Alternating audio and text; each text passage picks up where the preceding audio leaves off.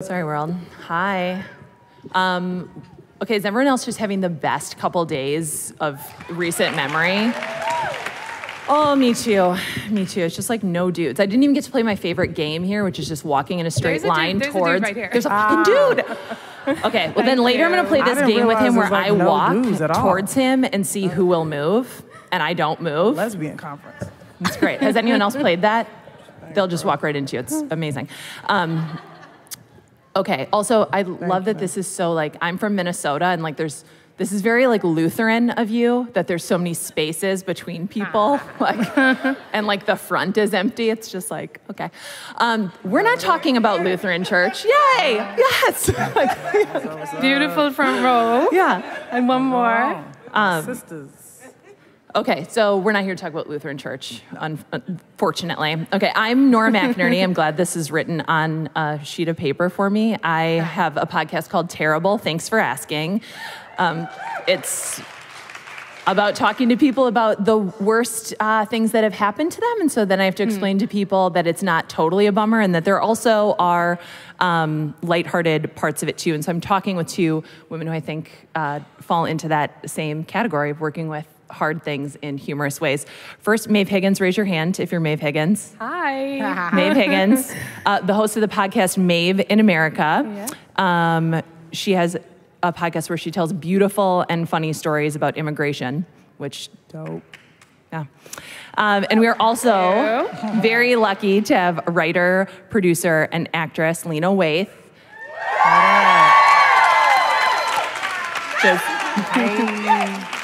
I feel bad I don't got a podcast. You don't have a podcast, like which is why we brought you podcast. here today, to see if we could get you to start one. Maybe. The sisters over here, they're like, that would be dope, girl, yes. Well, natural hair and edges and all that kind of stuff. This could be your first podcast. It could be the first. I'm here. We brought all these people here to convince you to make a podcast. Fantastic. Let's do it. Because I need another thing to add to my to-do list. Yeah.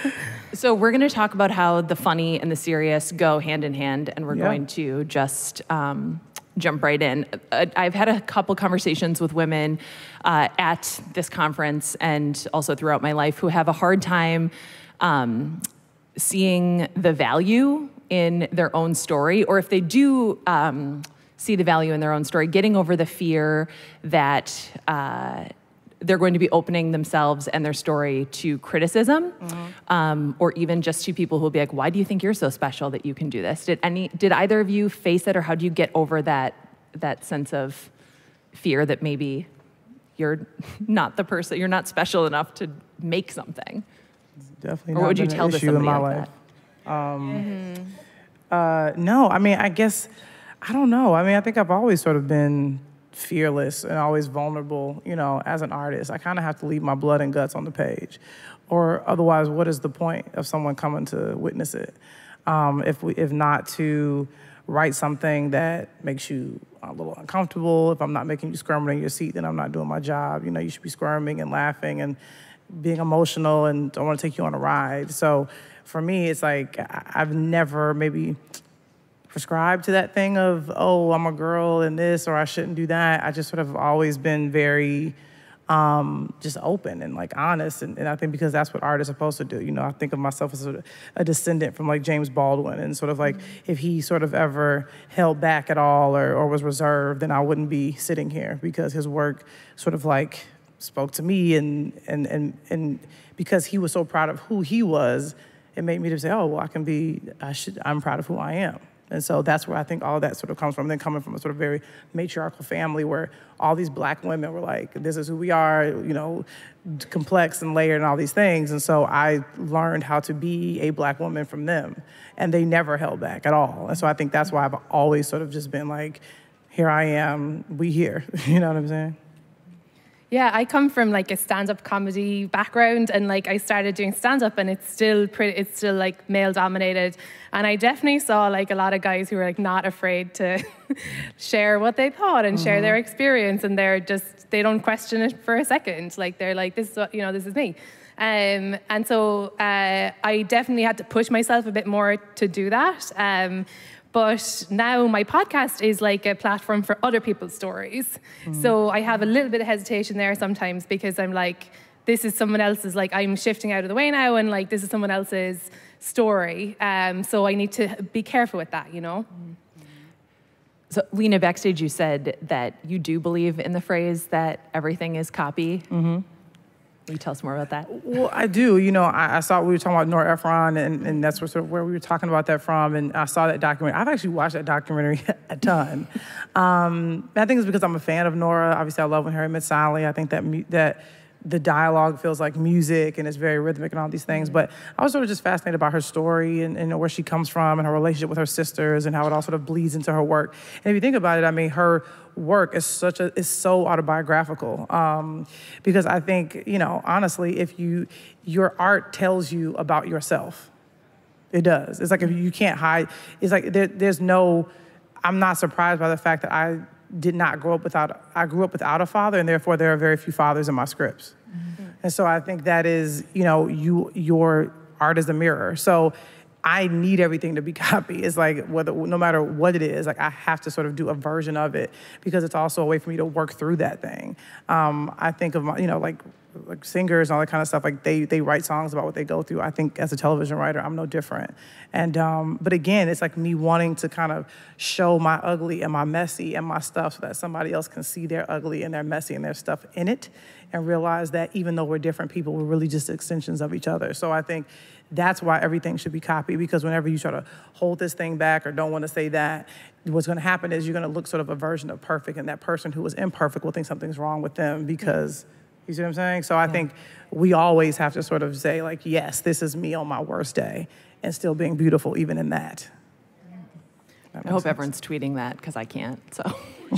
But don't you identify with that with your show? Like, because it wasn't until you started to talk about, like, your husband passing away, then other women started coming to you being like, same. Yeah, There's something beautiful being born out of that. Yeah, I started getting, my husband died, sorry to bum you out, in 2014, and I would get messages from women who would say, and meant people going through hard things, who would say, I wish that I could be more like you. And what they didn't see, because it didn't fit on Instagram, was that I was also totally having a complete mental breakdown. I was raising a child on my own and, you know, trying to, keep our house and just do like the basics of life while also living with like this complete hole punched into the middle of my world. And so what you just said resonates with me hugely, because I was unwittingly perpetrating this lie that to get through things, we have to smile through it, or we have to do it perfectly. And like, why should you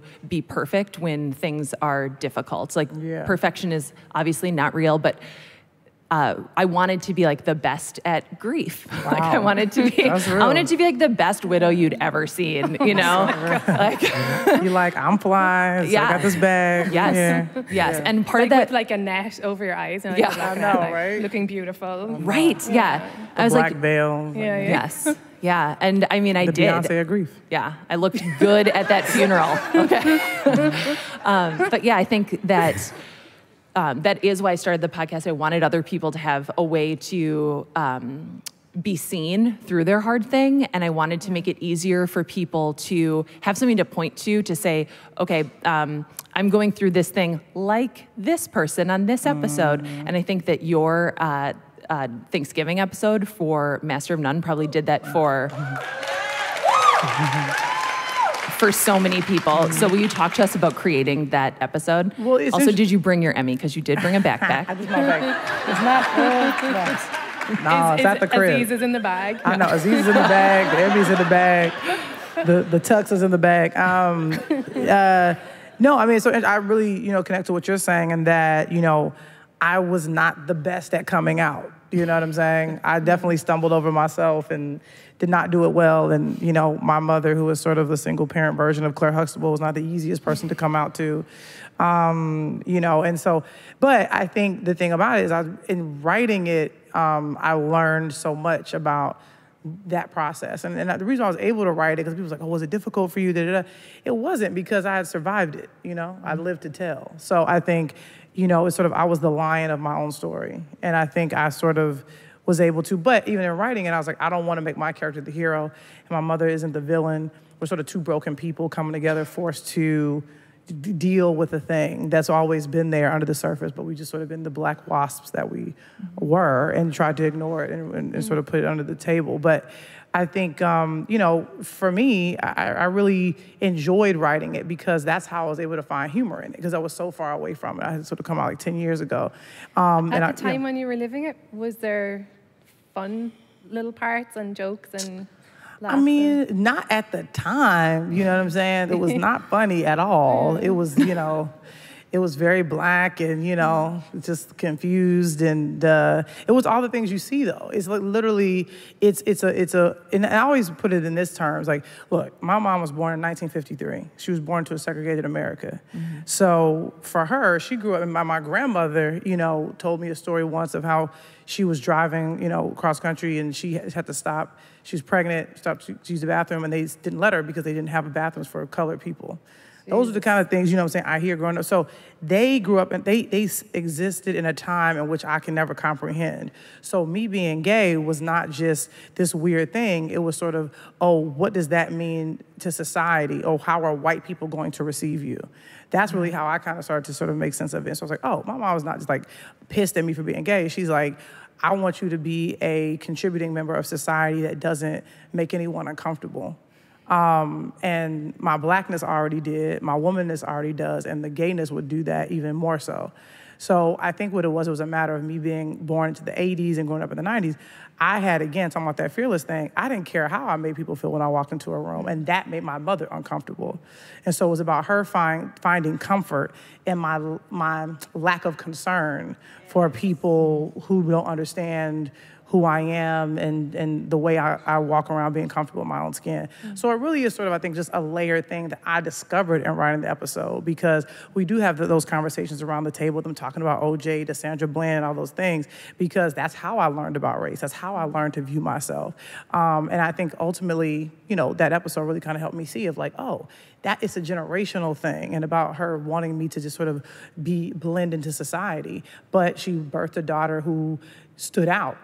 And like, for me, when I was on that stage, it's like, I'm very aware that me being black, me being a woman, and me being gay is the reason why, I was on that stage. It's the reason why I got these J's on my feet. What pays my bills? You know what I'm saying? It's like people. Thanks, boo. It's like it's a thing that like I think people, and I don't look at it as like a gimmick or whatever. This is who I am. This is how I walk through the world. But these things that make me different is what makes people lean in versus push away. And I think for my mother, she thought people would push away, and I think that's something I could sympathize with, because you only want what's best for your kid. But I think for her, it must have been even crazier to be sitting at home in Chicago watching her daughter accept an award and be embraced by an industry that is predominantly white, predominantly straight, say to me, like, on this night, you were the best that you could be. And I received that.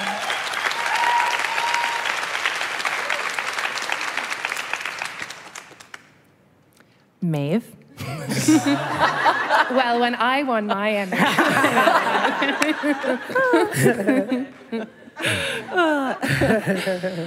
So Maeve, you come from stand-up comedy background. How did you end up making an immigration podcast? Because I don't think most people are like, it's hilarious. I know, right? Yeah. So comedians, tons of us have podcasts, and people, I would say maybe too many. But and it's like, I know, why doesn't this guy interview this other guy? And I never wanted to do one of those shows. And what I'm really drawn towards is immigration. I am an immigrant myself. I moved here 3.5 years ago, and from obviously Sweden. And then I was like, but my experience of moving here was so wildly different than the majority of people in this world cannot move to America if they want to. And many people do. It's like a fortress. And I would talk about that to my American friends, and lots of people were like, oh, is it? Is it hard? Oh, right, okay. I guess you need a visa. I'm like, you can't get a visa. And anyway, so I just followed my curiosity, really. And also, a lot of the people that I met that were immigrants had the best stories, because they've literally left one life behind, moved, come somewhere else. Also, there's a lot of struggle involved. Like, I don't want to box immigration into any one thing. It's obviously a huge group of people with all different types of stories. But generally, like, it's a journey and there's a struggle there. And so I was fascinated by the stories. And then I just happened to start making it at a time when, well, immigration has always been politicized, it's always been racialized in America. But I happened to make it at a time when, I don't remember his name, but like the guy. Yeah. When Donald Trump opened his campaign by saying Mexicans were rapists and by saying he was going to create a Muslim registry. And we have a lot of Mexican and Muslim immigrants in the country. So it got political really quickly. And I think that a lot of what we do making podcasts, the personal is political, whether we like it or not. And like, I think that's with every format now, probably, in every medium. So I thought that was a really engaging part of the show too. So like, what I do is I interview different immigrants. So it's people in their own voice, telling their own story. And I think that's, you know, innately political, actually, today. Will you tell us about the Syrian episode? I think that one. Oh, sure. Yeah, because I think, you know, talking about like using humor to tell a story that's serious. I feel like if you say today, I don't know if we have any Syrians here or Syrian Americans, but a friend of mine is Syrian. He lives in Sweden, and he said that like he started to chat to a girl at a gym. You know, like to, I guess, like chat her up or whatever. And flirt with her. And all that. Yeah, don't you love when that happens? I was about to say, step one, no. I know. But he was like getting a good signal from her. And then he was like, you know, he was asking her about her tattoos. And then she was like, oh, wait, like, where's your accent from? And he was like, Syria. And she immediately started crying, showing him a YouTube video of like an atrocity in Syria. So this is like his lived experience, right? Like he's just like a guy chatting to a girl, like trying to live his life in Sweden. He's been through a lot, incidentally, but that wasn't, so anyway, I was like, that's fascinating. So my Syrian guest, his name is Mohammed, but there was like 500 Mohammeds in his company, so he goes by Zaza. And he's just like, he reminded me of my uncle. He like, is trying to quit smoking, but he doesn't want to put on weight. Like, he has a 2-year-old who he's obsessed with and, like, is always trying to find an opportunity to, like, show you a picture of his 2-year-old. And, like, that's a Syrian person. That's him. Like, that's Zaza. That's his life. And he's a person. Yeah, he's a person. Like, it sounds so stupid that you even have to say it. But, like, honestly, just last week, like, the US announced it's going to lower the number of refugees. So like we're taking less refugees than ever before. So it's like, I think important to say like, this is who you're blocking. Okay, this is Zaza. He has a baby and he's trying to quit smoking and like, he's got a great sense of humor and like, he's, you know, just a person. I think also because when the world seems too big and too sad, people want to put blinders on too. And the minute you say, oh, it's a story about Syria, people are like, that's going to be sad. Maybe I just will like tune this one out. And what stands out about that one is it's like humorous almost immediately. So it's really like unexpected in that way. He works, he's a luggage salesman, but like he can't travel. Like, you know, there's like so many irony. And I think in any story, it's not fair to say like, you have a sad story, like you have a happy story. Like it's really limiting what we can. Yeah, and you aren't a sad story even if your story is sad. Right. Right. Like, you aren't. You are you are more than that. Right. And I think too, anybody here who has been through something horrible knows this. And if you haven't been through something horrible, wait for it. She's planned something for after the show. You'll want to see what happens next. Stay tuned. So you too can be a guest. Your wallets are gone. On her show. Nora's had her little toddler. Yeah, it's very good. But you know what it's like to be pitied, and nobody wants to be pitied, and nobody wants to be a sad story. So how do you write about or create things that are about hard topics or sad topics without getting into that trap? Because I feel like I can tell when it's almost like, you know, that local news thing where it's like, let's pan over like the child alone, bring up the piano music. His dad is dead. I don't want to, like, I never want to make something like that. And I don't ever want to feel like I'm listening to like tragedy porn, basically, or watching that either. Right. So I don't know, how do you balance that, like with the hardship and like the humorous in a way that isn't like, I'm trying to make this issue like extremely funny. I'm trying to punch this up. I mean, yeah, I think, I always try to go is if you can be extremely honest, like, then it sort of naturally happens, And speaking from a television perspective, and I'm a student of television. Like, I've always watched really old TV, new TV, I've watched everything. But I'm a huge fan of the Mary Tyler Moore Show. And I think what they did, which I thought was so phenomenal, was a wonderful episode about Chuckles the Clown, where they go to the funeral and people are telling stories and they're trying not to laugh and all these things. It's it's a phenomenal episode of television. Because it's about a clown that dies and it's all these things. It's like, it's brilliant. And I looked at it, even then I remember watching it in college and thinking, I hope I can make something as classic as this. But the cool thing about it is like, that's the thing. It's like they're saying that it's so beautifully done, but they're saying there's humor even at a funeral. And I think, because the truth is, if you go to a funeral, you can't help but share the funny moments, the light moments, the silly moments, and all those things. And you almost feel guilty for laughing. But the truth is like, but then you're negating what that moment was, which was a moment of joy, even in the midst of sorrow. So I think for me, what we tried to do, because again, Aziz and I are we hate that thing of like, here comes the Full House music.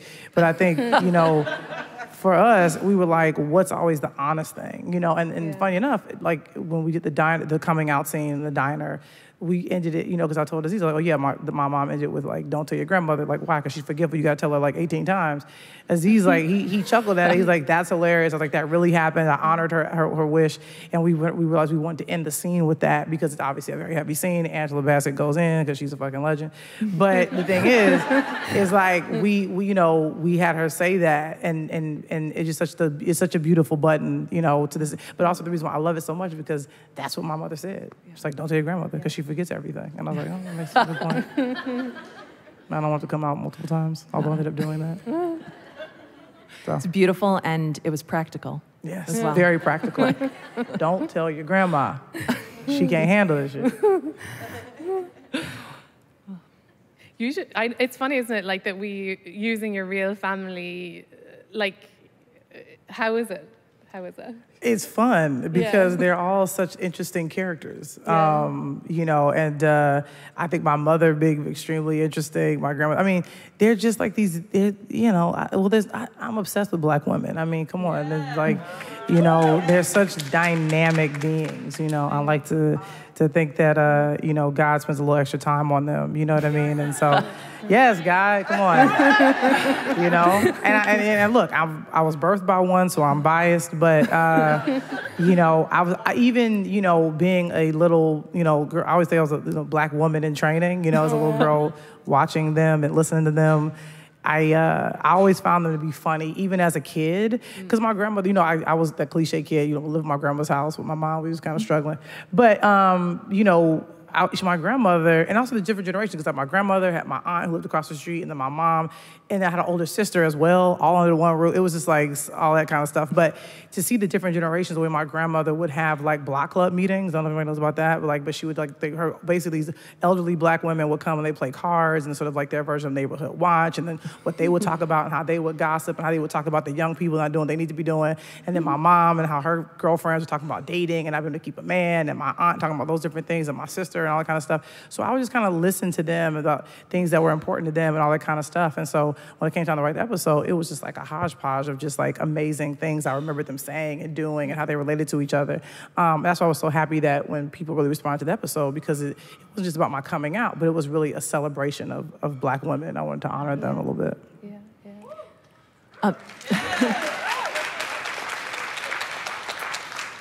When you're creating something that personal, especially when it's, it's about you, it's about your family. Right. How do you take potential criticism, like in the creation process or after? Yeah, I was lucky. Aziz I had told him the story, and Alan Yang as well, a co-creator.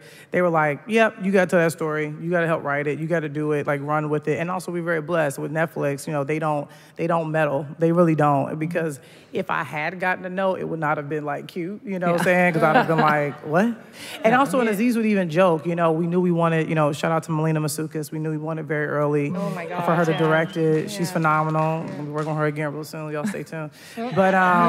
But you know, and before we shot because everything was leading up to that damn diner scene. There was all this like hubbub surrounding it. But before we shot it, Aziz made the joke. He came in. He said, "Okay, Lena, Angela, let me tell y'all how to do this scene. Let me give you guys notes." He was, and we appreciated the joke because I think we had free reign on the set. Like even at one point he had to go to editing, and Alan had to go to a location scout. So it was me, Melina, and Angela, and the kids at one day just like sort of like going in and like going back and forth and like playing with them, and it was like we had free reign, and I think that's why it did so well. And I think to me it's a thing that I try to move forward. Not like I'm a boss, y'all do what I say. It's always going to be collaboration, but for me it's like I'm an artist. I'm clocking in my 10,000 hours. Trust my voice. I know, give me the ball. I'm gonna make the shot, the buzzer. Like we got it.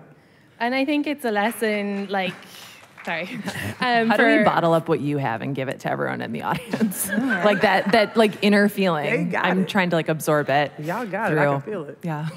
Osmosis. I don't know. 7th grade science.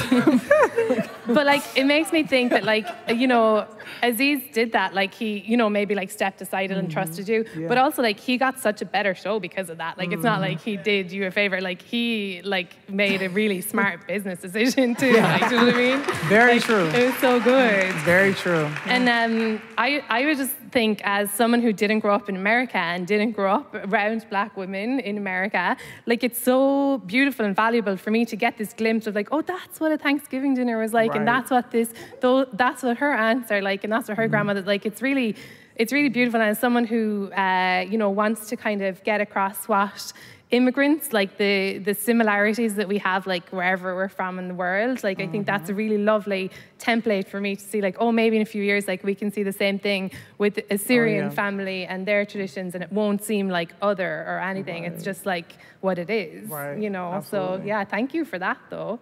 That's no small thing. Yeah, definitely. Yeah. Well, thank you. Yeah.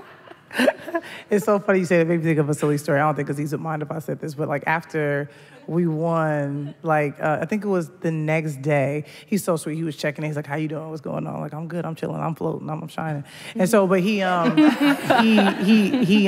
said it was weird. Because here's the thing. And this is like super random. Some of y'all may not get it. He and I are obsessed with a miniseries that came on ABC called Jackson 5: The American Dream. Anybody know that?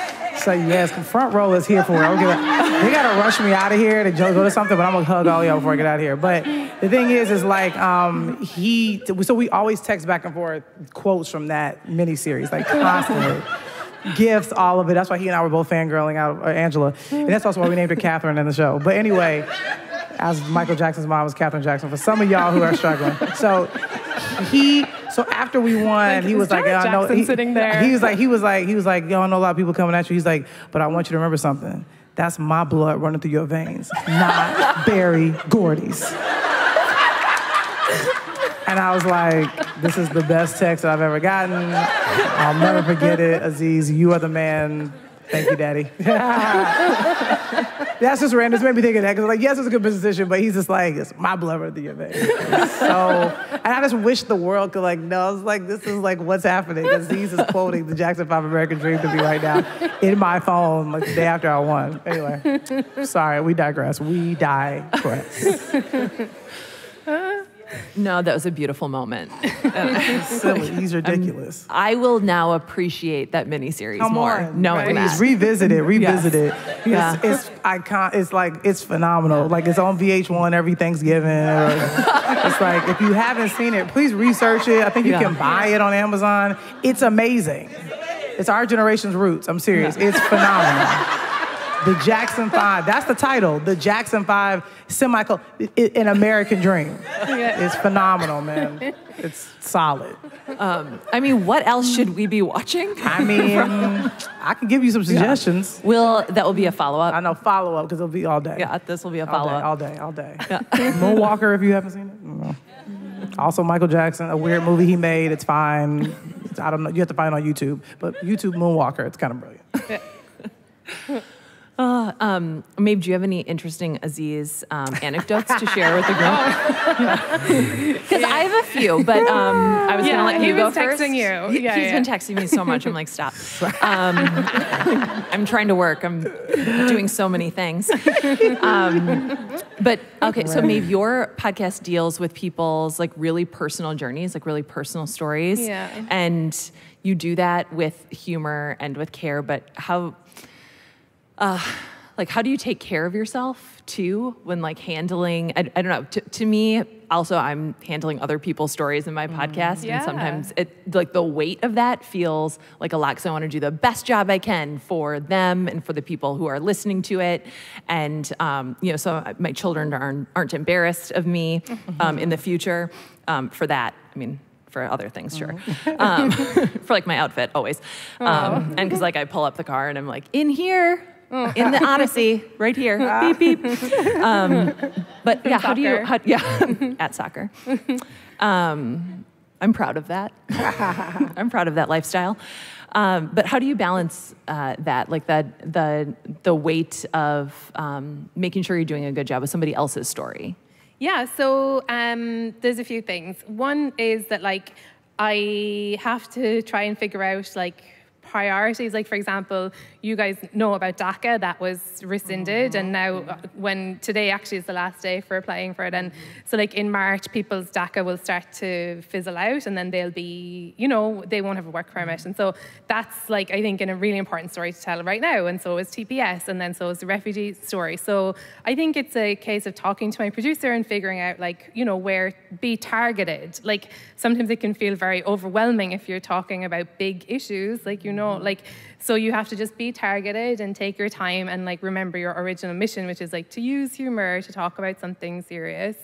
And then the other thing is I definitely understand like that people need to take time for self-care, but sometimes I'm like, I'm okay. Yeah. Like I'm in a very privileged position. I'm like a white immigrant. I have my visa. I have like this platform. So like I'm good to go. And so I think that's important to remember and to use that like to highlight other people's stories and to really push them like when they need to be pushed, Do you like ever have a sense of like almost survivor's guilt for that? Because I mean, I feel the same way when people are like, "Oh, I'm so sorry your husband's dead." I'm like, that is for sure objectively sad, but like I know a lot of people whose like husbands died and like their entire life fell apart. Like I was okay because I had a family to catch me and I had, internet friends who like truly helped take care of me and some real life ones too.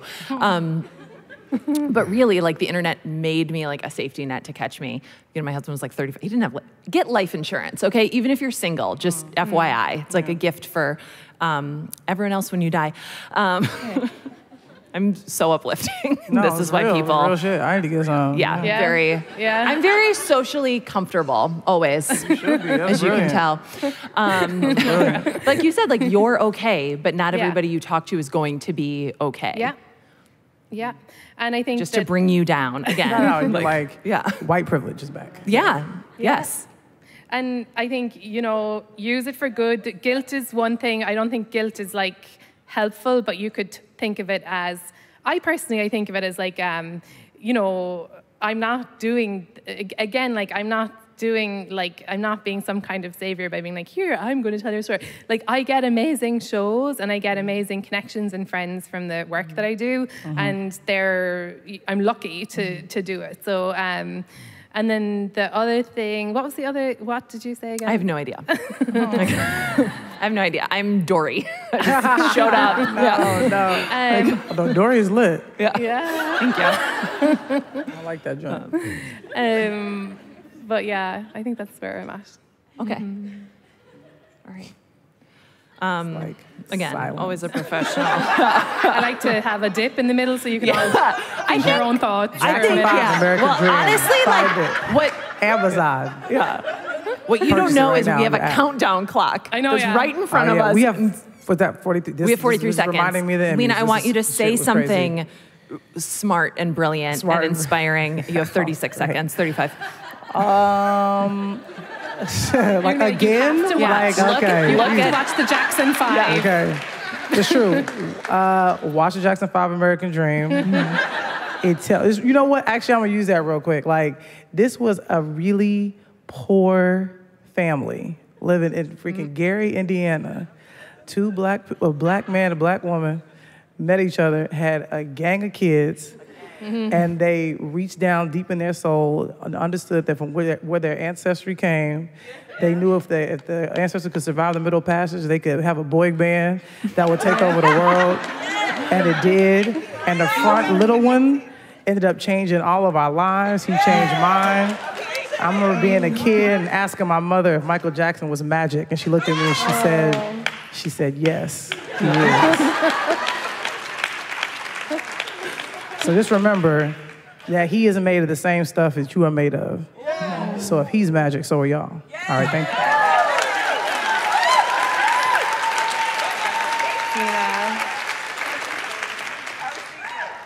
you. You all need to know that she finished as it hit 0.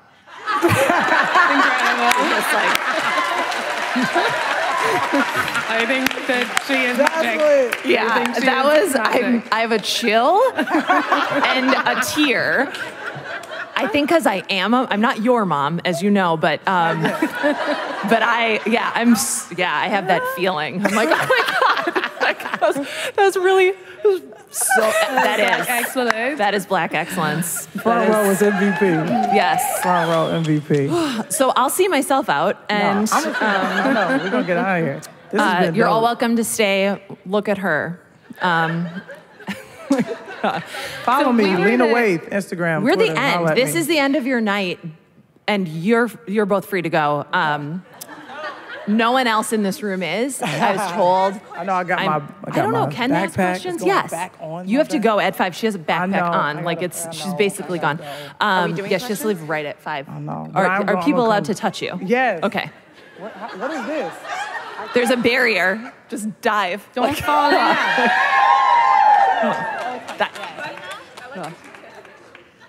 Yeah.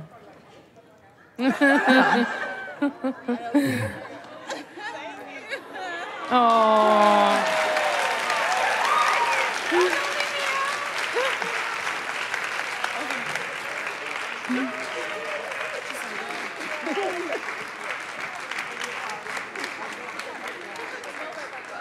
There's a hugging line. For those of you who can't see, there's now a hug line forming for Lena. I don't know if we're doing questions. I can't see anyone. Are we? No. You're making a gesture. Pardon? Oh, yeah. Oh, I did tell everyone to stay. Stays here. The amazing team who put together this whole conference for us are going to come out. They have some final announcements for you guys. So thanks to everybody who came. It's been really... Thanks for taking the wheel, Maeve. You know what I'm like? I'm like, what if this whole time nobody has been understanding my accent? And you're all like such lovely, polite podcast ladies that you're like, Like, I know she said something about immigration. Yeah. I just had to keep myself from adopting your accent. Oh, yeah, people do that all the time. People do that all the time. Yeah. People do that. Yeah. Lena, you should be charging for those hugs. They're like $300. Reparations. Oh my God. I just think Lena should have a hug. I would want a lot more than a hug. I would honestly want a lot more than a hug.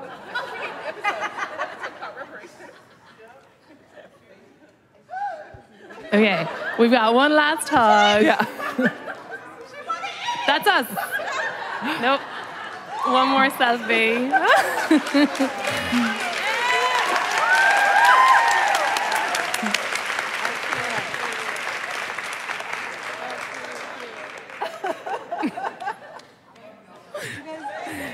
Lena, wait.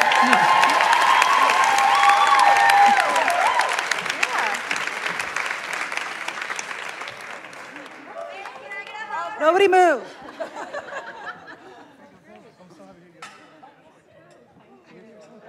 We just need to do a couple more hugs. We have a couple of announcements.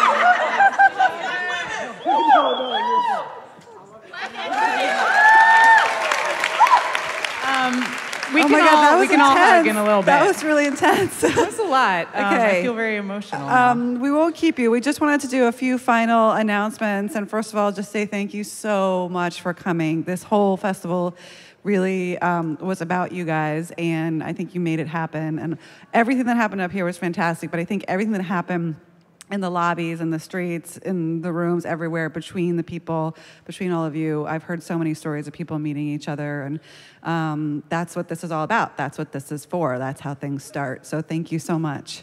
Yeah, I mean, there's about 600 women that came through here in the last 3 days. Thousands of people came to the evening tapings. If this is not the start of world domination, I don't really know. It ended What in hugs. is. I can't even deal. And I just found out this morning that 143 women got matched with mentors here. So I hope that, that kicks it off. We offered dozens of jobs earlier today. So I hope you all keep in touch. We do have a Facebook group. Maybe Also, we can even meet up in real life. Yeah, and also, please, if everything that you heard and saw was recorded, it'll be in the podcast feed in a few weeks, but also all the video, it lives on the WNYC Studios Facebook page. It's all there now, so I encourage you all to go to the WNYC Studios Facebook page, share it with share the videos that moved you with the podcasters who couldn't be here today. It's all there. So I don't know if you could see the hugging on the video, but maybe that too. Maybe you can see it, but you can't feel it. We want to thank the sponsors again, the Corporation for Public Broadcasting, the Annenberg Foundation, Cole Haan, Mac, Third Love, our local station partners, KCRW and KPCC, and everyone at the ACE here that's helped us do this, and of course the entire Smurf village that produces Work Come out, everybody, you come out. You only see these two Smurfs everybody most of the time, but it's a whole bunch of people. Come out. Come. So there's like 30 some odd people here who've been working.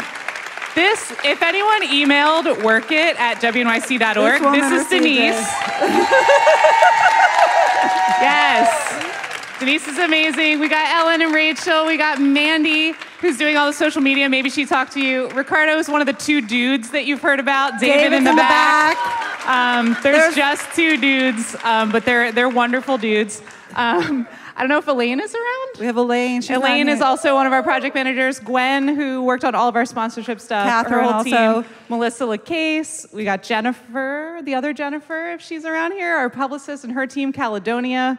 Brenda, Katie, Emily, Annabelle, and Anna from Death, Sex, and Money. Yes, Brenda. Molly Hindenburg. I don't know if Molly's in here. She's been running the second track downstairs today. Yeah. Joanna and Jen and all the Two Dope Queens crew who are going to be working tonight. Manoush, Eleanor, and everybody from BuzzFeed. Another round. It's just Kathy. Am I missing anyone? I'm probably missing lots of people. We definitely miss people. Yeah, we said David. David. Ricardo. Oh, sorry, Ricardo. And the other David. David McLean. I already talked about David. David, wave your arms. Everybody thinks I forgot you. There's David. He's the guy who looks like Jesus in the back, but doesn't act like Jesus. I want to also say quickly, Two Dope Queens is tonight. It starts promptly at 7. At 7. At 7. At 7, please, if you're coming to see the show, get here before 7. We have to start as close to on time as possible, and we have an amazing lineup tonight. And then we have an after party just a block away at Broadway Bar. Is it too late to? It's not too late to RSVP. It's not too late. Just come. Just and come. It's not just for women. Ricardo and David will be there, and so will like 5 other guys. So just make sure you bring your badges so we know that you're with Work It. We'll have drink tickets at the door. So please come. Please let us know what you thought of the whole thing, but only if it's coming with hugs. Yeah. Yeah. Thank you so much. I don't know what else to say. Thank you. That's a wrap. Take a bow.